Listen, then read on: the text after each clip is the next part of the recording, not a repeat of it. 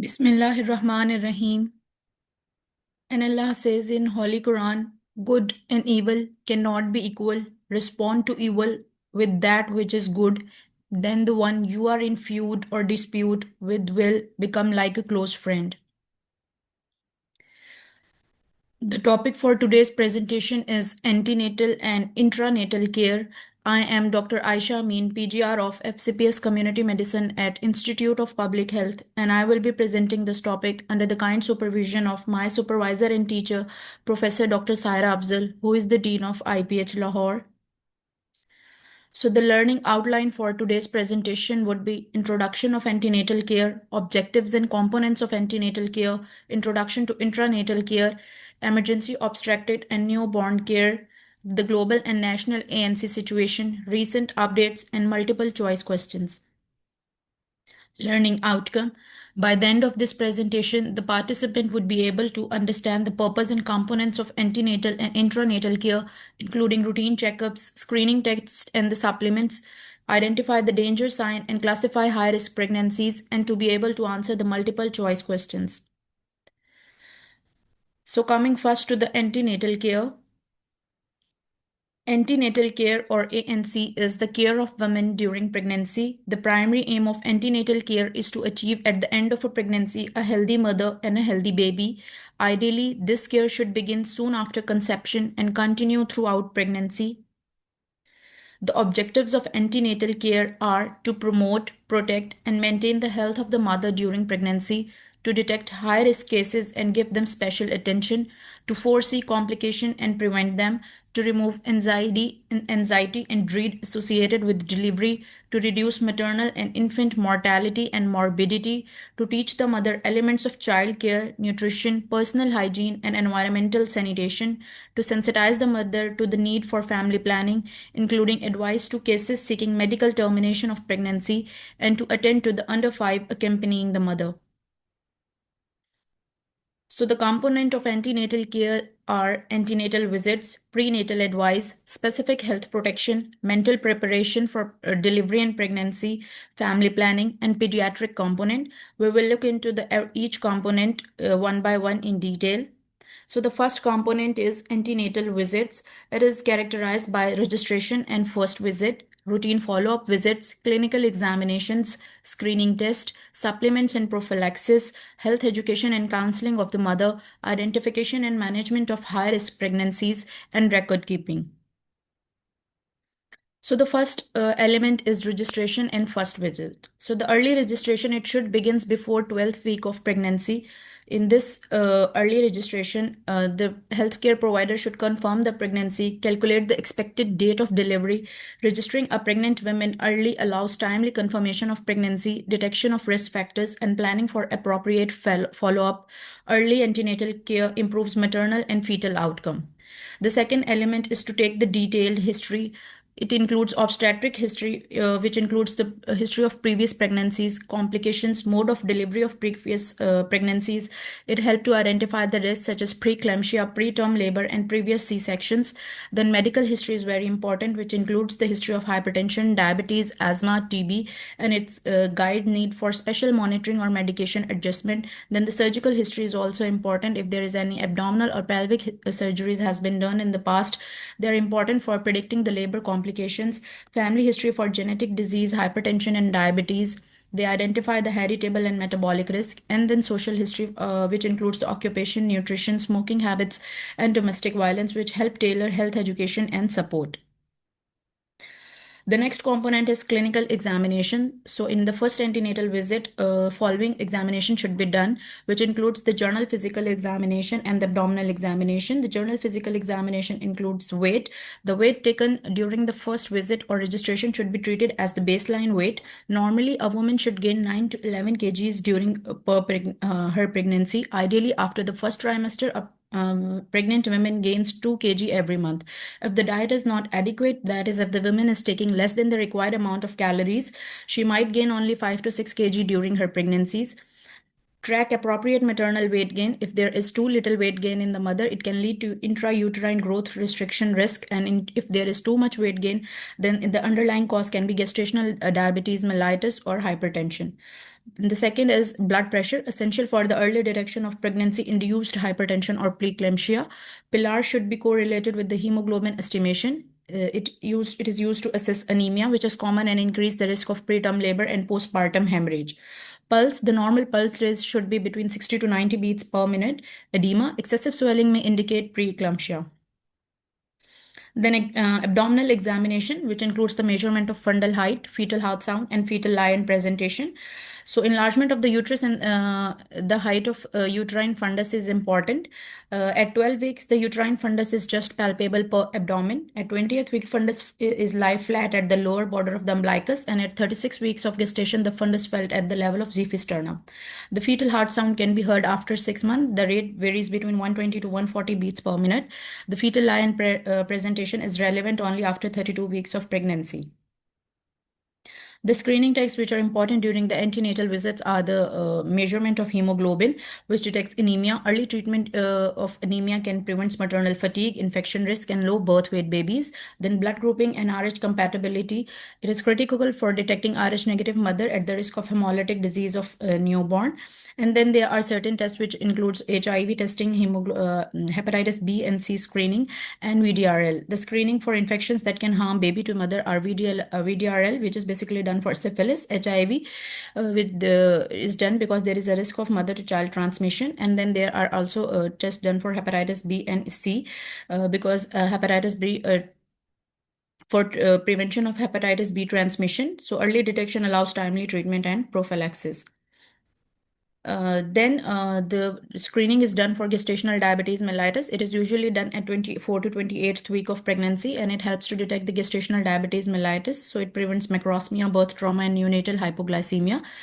And the important test is ultrasound, which includes the dating scan, which is done in first trimester, and it confirms the gestational age and viability. The second important scan is anomaly scan, which is done at the 18 to 22 weeks of pregnancy, and it detects the congenital anomalies. And the later scans, which are basically done for the fetal growth, fetal weight, amniotic fluid levels, and the position of placenta. The supplements which are should be provided during the antenatal visit to the mother includes the iron folic acid supplementation. So the main purpose is to prevent the and treat anemia, and it reduces the risk of a neural tube defect. The dose is typically 60 milligram of elemental iron plus 400 microgram of folic acid taken daily. Importance is that it improves the maternal energy and it reduces the risk of low birth weight and maternal mortality. Then the second important supplement which should be given during pregnancy is calcium, and it prevents preeclampsia and support fetal bone development. The dose is usually 1 to 1.5 gram per day in divided doses, and it should be taken separately from iron for the better absorption. So there is a risk approach should be taken during the antenatal visits. The central approach of the antenatal care is to identify the cases as early as possible. These cases comprises of the following. The antenatal visits are of prime importance so that we can detect the high risk cases, which includes the elderly primigravida, that is the woman who is pregnant, first time pregnant at the age of 30 years and over, the short statured primigravida, malpresentations including breech and transverse lie, antepartum hemorrhage or threatened abortion, preeclampsia and eclampsia, anemia, the women with twin pregnancy, previous stillbirth, intrauterine death, or the manual removal of placenta, early grand multipara women, and prolonged pregnancy, which includes that there is more than 2 weeks after the EDT and the baby is not yet delivered, then the history of previous cesarean or instrumental delivery and pregnancies associated with the journal chronic diseases like CKD or hypertension and or cardiovascular diseases, and the treatment of infertility. Or the 14th component is as there 3 or more spontaneous consecutive abortions. The next element is record keeping. So record keeping is done by the mother card, antenatal record, or the digital HMIS or DHIS systems. So mother cards, they are given to the pregnant woman, and it contains the details of the visit, the vitals, the test are performed, the supplements women in taking, and all the risk factors, and it ensures continuity of care across the providers. The antenatal records are maintained at the health facility, and it include history, examination, finding, investigation, and the treatment plan, and it is essential for the monitoring and progress. The third important system is the HMIS or the DHIS systems, which are basically digital and electronic system which are used for the data reporting and tracking the ANC indicators. It improves data accuracy, follow-up, and public health planning, and it helps identify the coverage gaps in the maternal health services. The second component is the routine follow-up visits. So the WHO recommends the minimum 8 contact models. The 8 contacts model include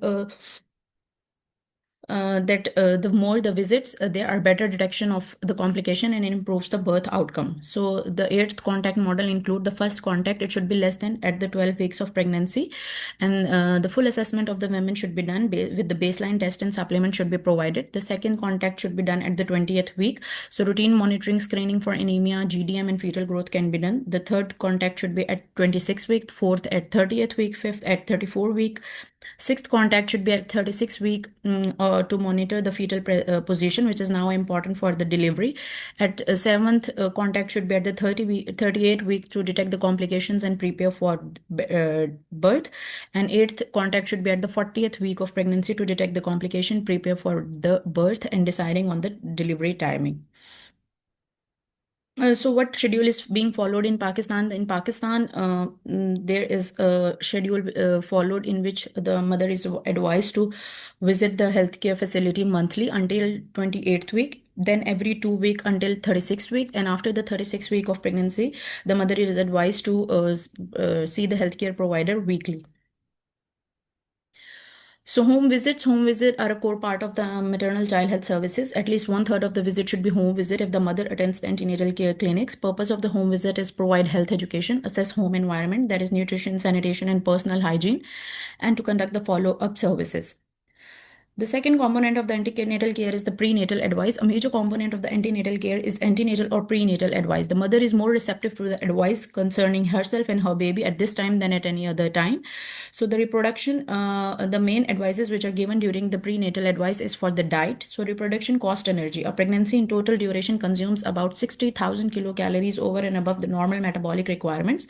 And then lactation demands about additional 550 calories per day. So the use of drugs that are not absolutely essential, they should be discouraged. Exposure to radiations like X-ray is a positive danger to the developing fetus. So the mother should be advised to avoid X-rays and any drugs which is not necessary. Then the mother is advised for the personal hygiene during pregnancy. So cleanliness, daily bath, clean clothes, and tidy hair. Rest and sleep, 8 hours of sleep plus 2 hours midday rest. Bowel care, prevent constipation with fluid, fruits, greens, and avoid castor oils. Exercise, the light household work. Avoid heavy labor in late pregnancy. The woman should avoid smoking because it can lead to the low birth weight baby and placental insufficiency. Mother should avoid alcohol because it is linked to the miscarriage, fecal alcohol syndrome, and developmental delay. The mother is asked to maintain the oral hygiene, and the sexual activities should be restricted in the last trimester. So the warning signs, which should be the mother should be educated about the warning sign during pregnancy. The mother should be given the clear-cut instruction that she should report immediately in cases of the following warning sign, that is the swelling of feet, fits, headache, blurring of the vision, bleeding or discharge per vagina, or any other unusual symptoms. And then mother is also advised about the child care. The mother craft education consists of nutritional education given to the mother, advice hygiene and childbearing, and cooking demonstration for the child, and family planning education and family budgeting. Then also the breastfeeding support is given. The mother is being counseled on early initiation of breastfeeding within 1 hour of birth. Exclusive breastfeed should be given for 6 months, and correct positioning and attachment is important. And the mother should be educated about the benefits of breastfeeding, that it can lead to increased immunity, increased bonding, and decreased infection in the child. The third component is the specific health protection. So during the antenatal visits, the woman should be provided about educate and then provided about the vaccination. So the first vaccination is Tdap, tetanus, and diphtheria vaccination. This is the most essential vaccination is the tetanus vaccination. It is given once every pregnancy, ideally at 27 to 36 week of pregnancy, and it protects mother and newborn from tetanus and pertussis. Then the additional vaccines which can be given, the influenza vaccine, the recombinant vaccines of influenza, they are safe in any trimester, and it protect the mother from severe flu and reduces preterm birth. Then COVID-19 vaccines, they are safe in all trimesters, then prevent severe disease and complication. Then hepatitis B vaccination can be given to the mother if the mother is not previously immunized. And then in high risk cases, only hepatitis A, typhoid, rabies vaccines are indicated. And we should avoid any vaccine which is the live vaccines. For example, the MMR vaccine, varicella vaccine, flu vaccines which are live vaccines, and HPV vaccines during pregnancy.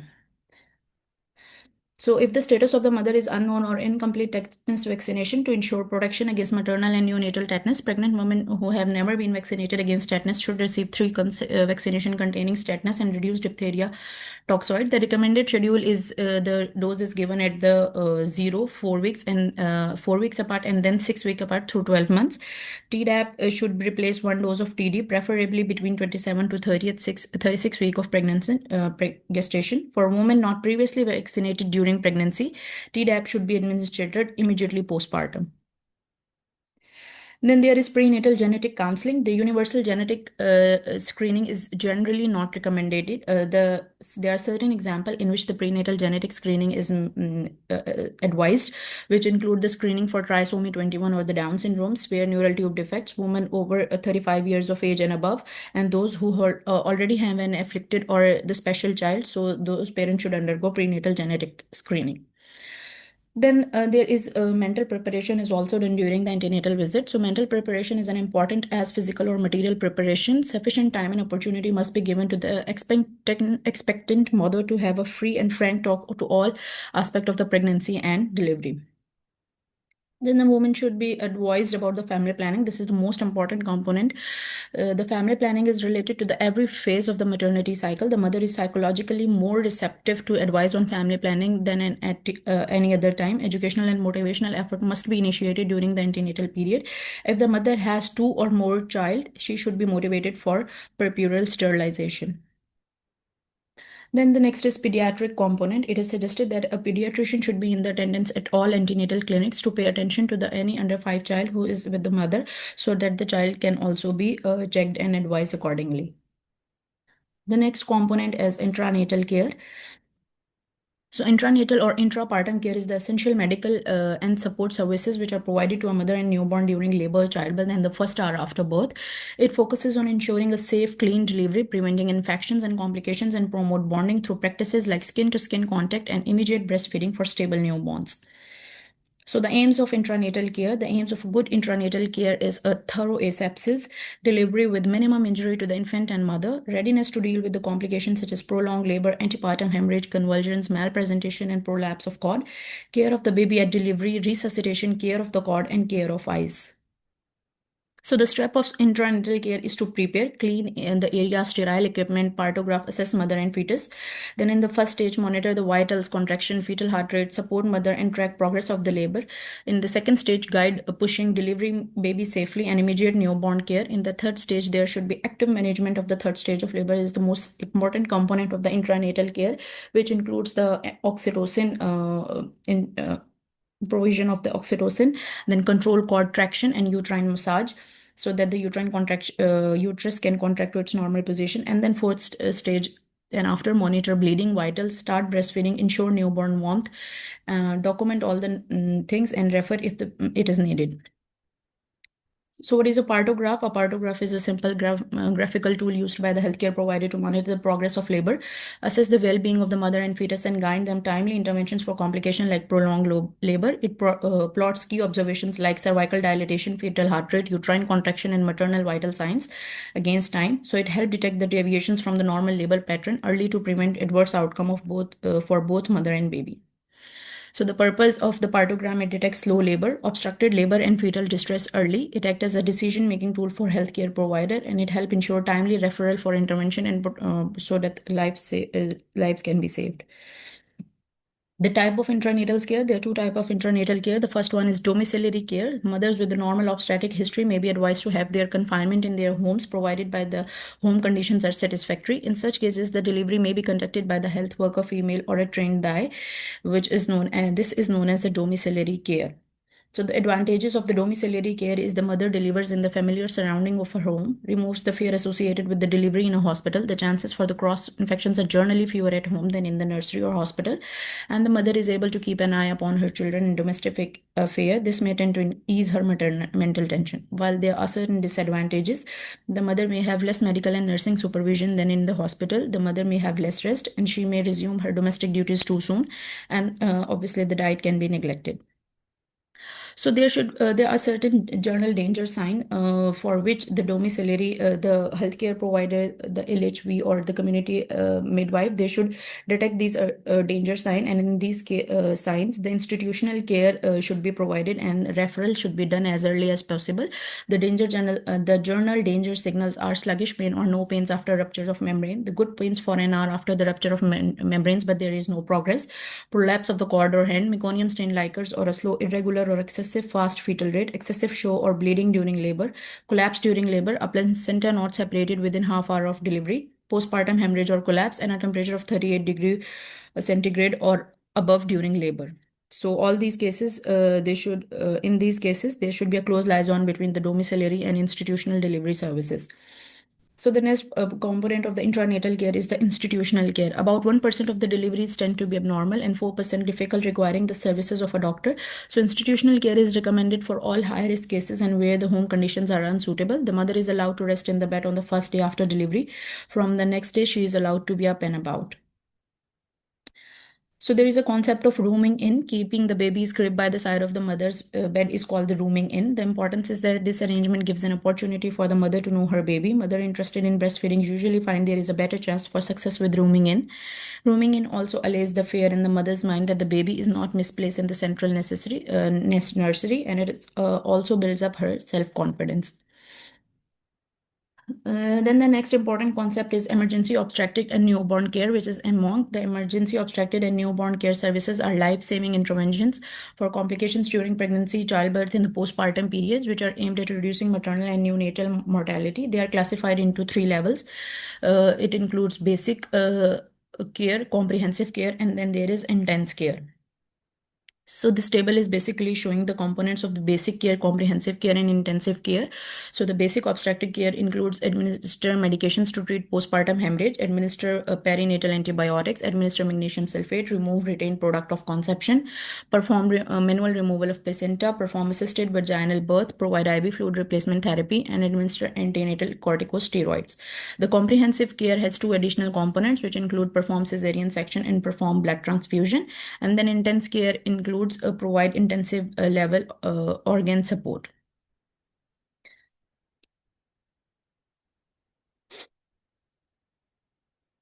So the health workforce in Pakistan for antenatal care includes lady health visitors, which are appointed at the basic health unit, rural health center, and maternal child health clinics and community outreach. They conduct antenatal, intranatal, and postnatal care. They are skilled birth attendants and can conduct normal delivery. They manage common maternal and child health problems. The family planning services provision and contraceptive. They also provide family planning, counseling, and provision of contraceptive, and supervise lady health workers in some areas and maintain record and refer high risk pregnancies. The other are lady health workers, LHWs, which performs house-to-house community outreach across rural and peri-urban areas. They provide primary health education on maternal, newborn, and child health. They conduct household visit for family planning, immunization. They give reminders and health promotion, identify pregnant women and connect them to health facilities. They provide basic treatments like ORS, iron tablets, misoprostol in some programs, and they track birth, death, and immunization status, and they act as a bridge between the community and health facilities. So the health workforce, which provide antenatal and intranatal care, also includes community midwives. They introduce to reduce the maternal and neonatal mortality in the underserved areas. They work in community-based birthing stations, rural homes, and small clinics. So they have main roles in conduct normal deliveries safely at community level, provide comprehensive antenatal and postnatal care, identify high-risk pregnancy and refer early, promote breastfeeding, newborn care, and family planning, and they because of them, there is a reduced reliance on unskilled trained birth attendants, traditional birth attendants. Sorry. So there are certain barriers to the antenatal and intranatal care in Pakistan. So the personal barrier are low awareness and health literacy. There is fear of procedures or past negative experience, and then cultural beliefs which lead to delay in care. Then there are social and cultural barrier, which includes a family restriction by the husband or mother-in-law, preference for traditional birth attendants, and then the social stigma or cultural norms. Economic barriers are have an important and impact on the antenatal care, which include the transport cost for test medicine and supplements, and loss of work if they visit to the antenatal care for a health, and if there is a loss of work or wages if they visit to a healthcare facility. So accessibility barrier, there are long distance to the health facility, poor roads and poor infrastructure, poor transport, limited services in rural areas. Then there are certain health system barrier which includes long waiting time, staff shortage or poor staff attitude, lack of female healthcare providers, stock out of medicine and supplies, and weak referral systems. Coming to the global situation, this is the map which is showing the data from 2023 of the share of mother which are receiving at least 4 antenatal visit during pregnancy. And we can see that in USA and developed countries, there are about 95 to 97% of the women who are receiving at least 4 antenatal visit, while unfortunately in Pakistan, this is around 50 between 50 to 75%, and almost about 52 to 55% of the women which are only receiving at least 4 visit during pregnancy. This graph is again showing the regional and global disparities in women receiving at least 4 antenatal visit by the residents and wealth.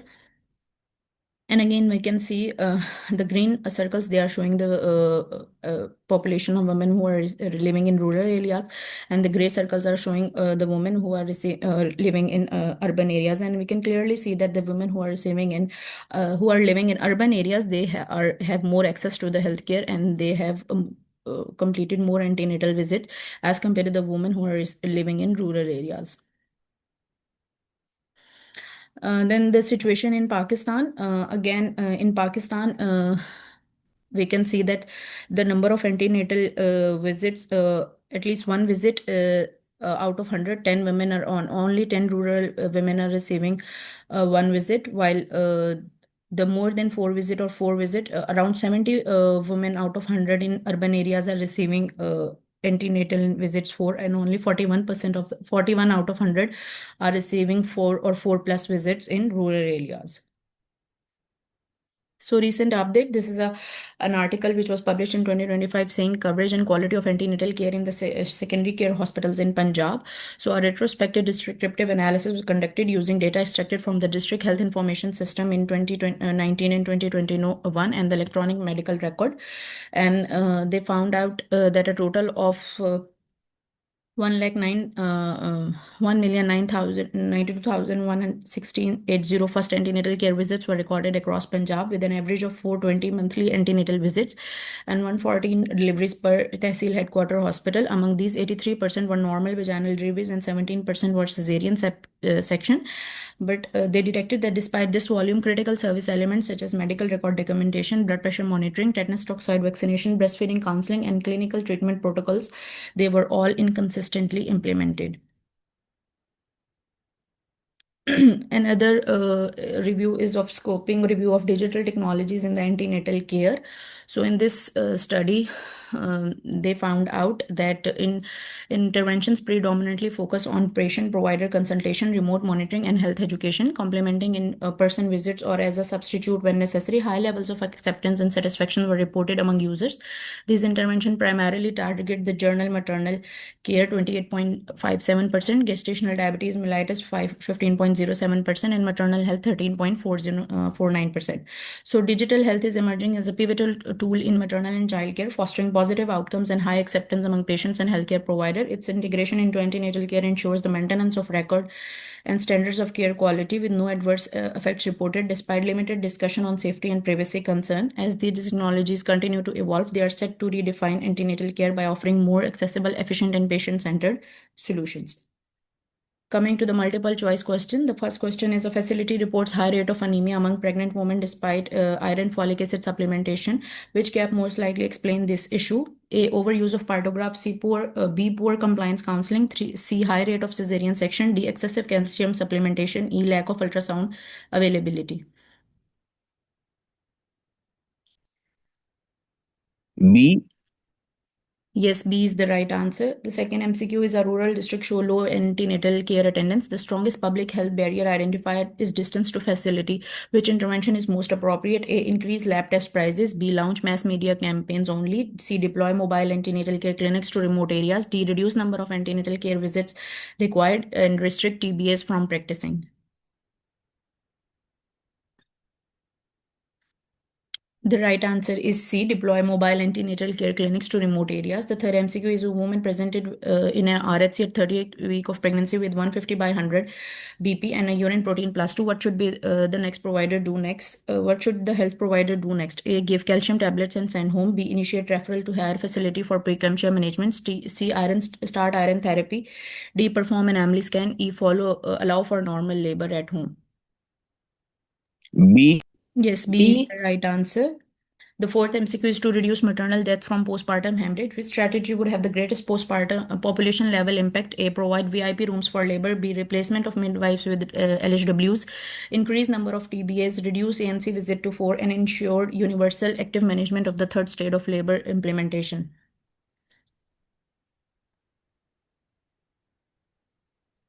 So the right answer is 4, because to avoid postpartum hemorrhage, the active management of the third stage of labor is an important component. The fifth MCQ is a community reports high intrapartum stillbirth. Which facility level factor should be investigated first?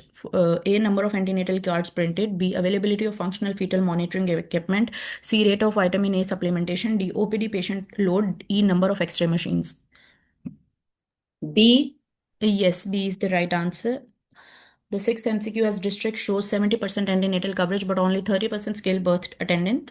What barrier best explain this gap? A. High rate of anemia. B. Antenatal care is offered in community but delivery services are far.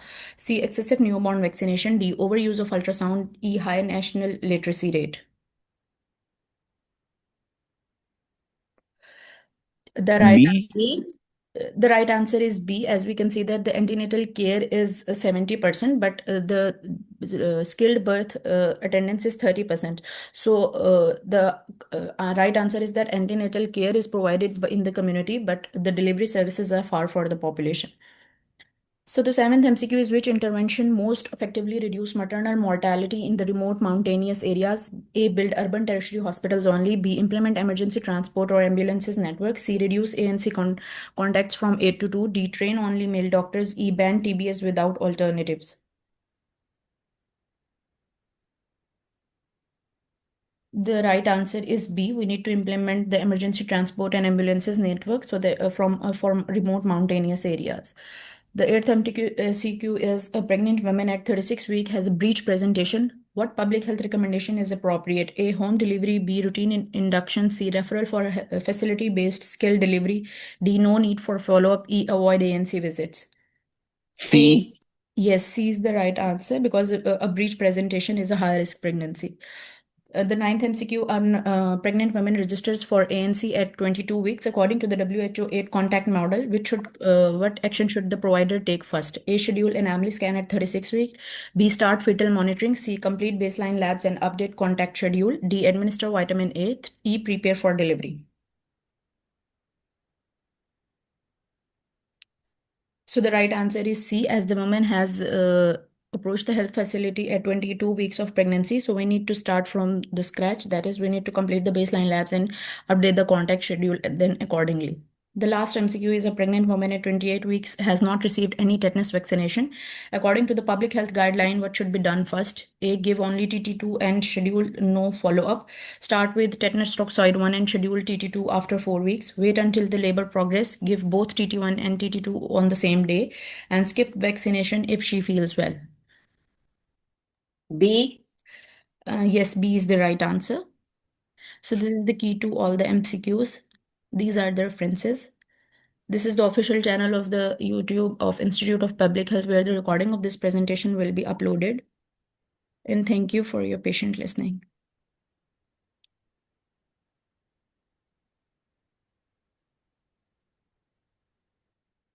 Thank you so much. It was a great presentation. Thank you, Dr. Amna. Thank you very much. अपना पानी ले लो.